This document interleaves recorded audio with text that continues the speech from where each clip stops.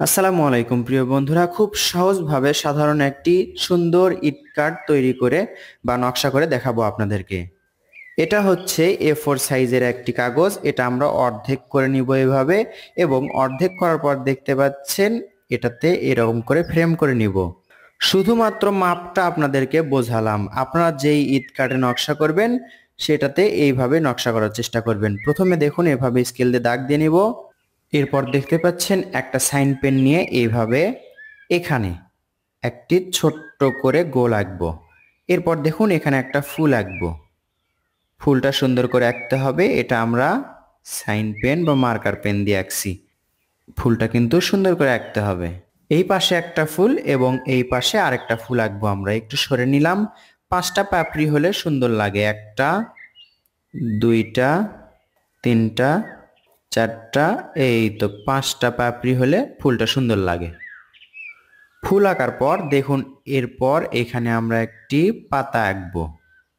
এদিক ওদিক হতে পারে, কোনো সমস্যা নেই। আপনার ইচ্ছা মতো আপনি ফুল আঁকবেন, দেখবেন আঁকার পর এমনিতেই সুন্দর লাগবে। এখানে আমরা পাতা আঁকছি।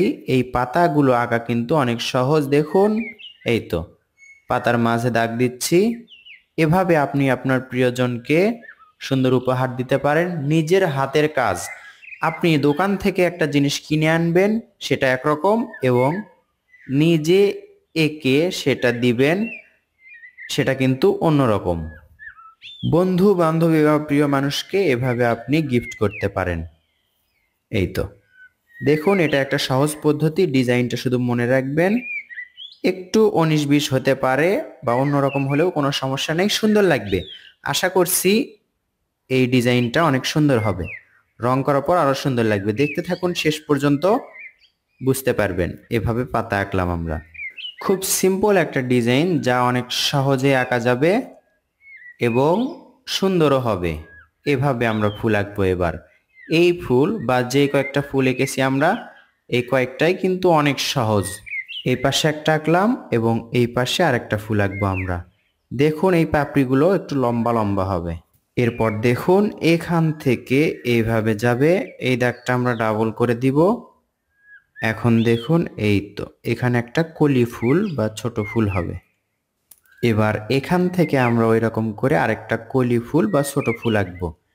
কিভাবে দেখুন, এই তো মাঝে একটা গোল করলাম, এখান থেকে এটার সাথে লেগে দিলাম, এখান থেকে এটার সাথে। আবার কি করব, এইখানে দেখুন একটু উপরে নিলাম। ইচ্ছা মতো, কোনো সমস্যা নেই, এদিক ওদিক হতে পারে, ফুলগুলো হলেই হবে। মাপ যে একই হতে হবে এমন কোনো কথা নেই। আমি যেটা আপনাদেরকে বলতে চাচ্ছি সেটা হচ্ছে, রং করার পর এটা অনেক সুন্দর লাগবে। খেয়াল করুন এখানে একটু ফাঁকা ফাঁকা লাগছে, এখানে আরেকটা ফুল আঁকবো আমরা, আর এখানে একটা আঁকবো। তো বন্ধুরা দেখুন এখন এই ফুলের সাথে এভাবে এটা অ্যাডজাস্ট করে দিব, এখান থেকে এইভাবে। আবার দেখুন এখান থেকে ঘুরে এইভাবে এটার সাথে অ্যাডজাস্ট করে দিব, আবার এটার সাথে এভাবে। এই তো, তাহলে সুন্দর লাগবে। এবার দেখুন এই ফুলের মাথা থেকে এইভাবে একটা ঘুরে দিব, এখান থেকে আবার এই তো এইখানে ঘুরে দিব। এবার এখানে দেখুন এই তো এখানে ঘুরে দিলাম, একটু গোল করে দিব, আবার এখানে এই তো। এবার পেন্সিলে আঁকা যে দাগগুলো আছে সেগুলো আমরা স্পষ্ট বা গাঢ় করে দিব। এটা চাইলে আপনি কালার সাইন পেন দিয়ে করতে পারেন, অথবা এরকম শুধু ব্ল্যাক করতে পারেন। যেটা আমি করছি সাইন পেন দিয়ে, এভাবেই করতে পারেন। দেখুন যেখানে ফুল এবং পাতা আছে সেটা বাদ রেখে উপরে এভাবে দাগ দিতে হবে। একই রকম করে এখানে, এজন্য আমি হালকা দাগটাই দিয়ে রাখছিলাম। এইভাবে এতদূর পর্যন্ত যাবে এবং এখানে একটু।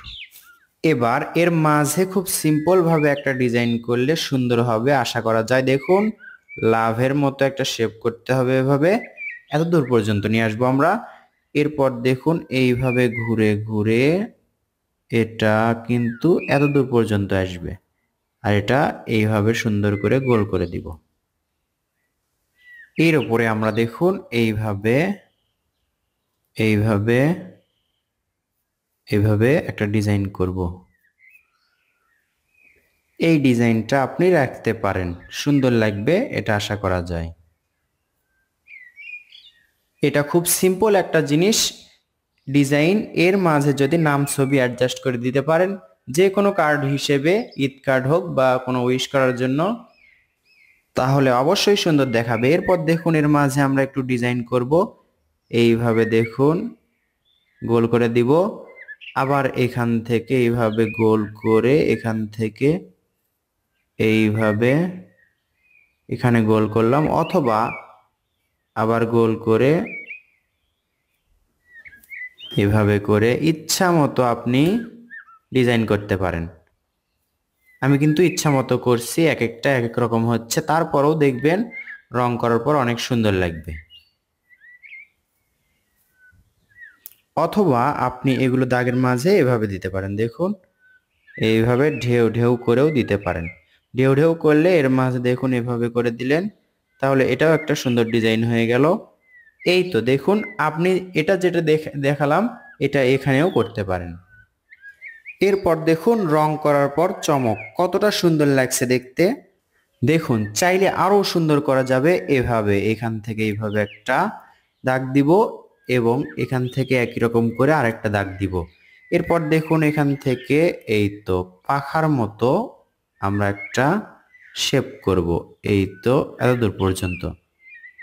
এই তো আবার কি করব এখান থেকে, এই তো এটাও কিন্তু অনেক সহজ এবং সুন্দর হবে দেখতে।